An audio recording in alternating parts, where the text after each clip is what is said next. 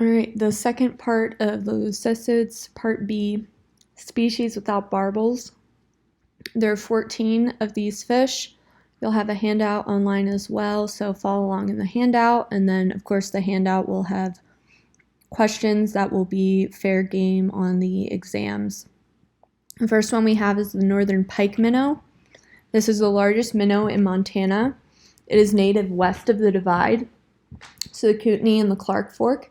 They are piscivorous, and there's a bounty program in the Columbia River for these fish because they are supposedly eating a lot of the salmon smolts. But of course, if there weren't dams, then there wouldn't be a problem with the predation plus the dams affecting those salmon. They are trout-like, but they don't have an adipose fin and they do not have any teeth. So the identifying characteristics are the very long snout. Their large, toothless mouth extends behind the front of their eye, and they have a very deeply forked tail fin. Remember, you could possibly get this mixed up with the pea mouth, but the reason you're not going to is because of that mouth and eye relationship. Next, we have the sand shiner. This is the smallest of the shiners. It only grows up to 3 inches. It's in small, clear streams in eastern Montana. Their scales are edged, outlined in black, giving it a very diamond-like pattern. And they have paired black dashes, like little equal signs, on their lateral line scales. So those are the identifying characteristics. Emerald shiner. They're very widely distributed in eastern Montana in larger rivers and reservoirs. They have a greenish back and iridescent green silvery stripes along their sides. Their mouth is at the very end of their snout. Their front of their dorsal fin is behind the front of their pelvic fin, and their anal fin usually has 10 or 11 rays, with their base being moderately long, so that dorsal fin and pelvic fin relationship will be important, and the emeraldy color will be important for you to identify this fish, since we will only be using pictures from now on. Spot-tail shiner. They are non-native and were introduced as a forage fish into Fort Peck Reservoir. They were introduced to feed sauger, walleye, northern pike, you name it. The front of their dorsal fin is even or slightly ahead of the front of the pelvic fin, and they have a very prominent black spot on their caudal peduncle.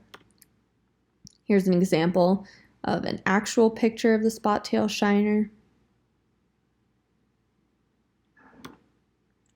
Golden shiner are also non-native. They are bait fish. They're in eastern Montana. They're very popular in the bait fish industry, and they're usually grown in ponds. Weedy ponds and pools in eastern Montana are usually a great place to find the golden shiners. They're very laterally compressed. Their lateral line curves strongly down their body towards the ventral part of their body, and they have a fleshy ridge between their pelvic and their anal fins. Red-side shiner are widely distributed in the Columbia drainage, in lakes, ponds, and pools. There have been illegal introductions east of the Divide. There's a black stripe that's usually prominent and present, and they're bright red during spawning. The identifying characteristics are a very large eye. Their lateral line is strongly downcurved, and their anal fin base is very long with 10 to 22 rays. So to know which of these shiners you have, ask, does it have a fleshy keel? If it does, it's the golden shiner. Does it have a downcurved lateral line and a large eye? That's the red side shiner. And does it have a shiny operculum and stripe? That's the emerald shiner. Utah chub are non-native, were introduced into Hebgen Reservoir, and they're very, very abundant. They can get large, up to 2 pounds.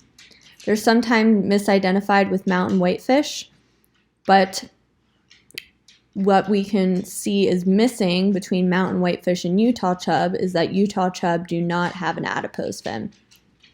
The front of their dorsal fin is even with the front of their pelvic fins, and their caudal peduncle is very deep. They also have a very chubby body. The fathead minnow is widely distributed and very common in eastern Montana streams. They're a very tolerant species. Identifying characteristics include a very rounded dorsal fin, a very small mouth, and a narrow dark line that's often present at the base of their tail fin.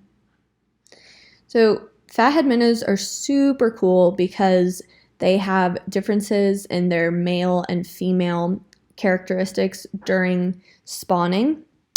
Males will develop nuptial or breeding tubercles, which are essentially little keratinous bumps on their nose, and because they're very tolerant, they're usually in streams or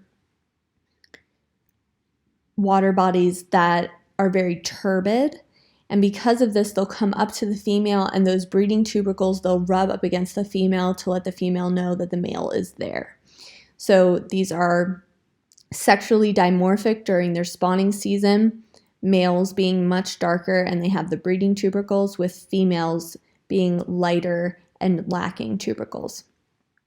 They also have a very short first dorsal ray, which will be a useful characteristic for this fish. The plains minnow is spottily distributed in larger eastern Montana streams.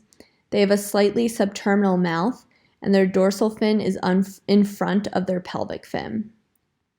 The western silvery minnow is more common than the plains minnow, but they're frequently found together. You can only tell them apart by the dissection of head bones, so those two fish would not be fish that I would make you identify on an exam. Brassy minnow is locally abundant in small eastern Montana streams, has a brassy color and a dusky midstripe. Their scales are very, very large. The front of their dorsal fin is ahead of the front of their pelvic fins, and their dorsal fin is very rounded at the tip. Northern red-bellied dace are locally abundant in small eastern Montana streams. They're the only minnow with two distinct dark midstripes. These two distinct stripes are about halfway between the middle of their body and the top of their body, and their scales are very small, and the fish appears even scaleless. Their mouth is oblique and usually does not extend to the front margin of their eye. The northern red-bellied dace and fine-scale dace hybrid is unique because red-belly males mate with the fine-scale females and produce all-female gynogenetic hybrids. They're only found in a few locales, and they're a species of special concern in Montana. This will not be a fish I expect you to identify, though you should know this unique process that lets northern red-bellied dace and fine-scale dace be present in Montana. Pearl dace are native to Montana, but limited to a few clear streams in northeastern Montana. They're a species of concern. They have a single dark lateral band, and their lateral line is complete. The front of their dorsal fin is behind the front of the pelvic fins. They have very small scales, and their body is almost round in the cross section. So that's it for the second part of cyprinids. Remember, these are the cyprinids without barbels. We went over the first half of, leucisids or cyprinids in the first part of class before spring break and before your exam. So remember, there are two parts to the leucisids, those with barbels and those without. So that's the second part of the leucisids, and that's all we have for that family.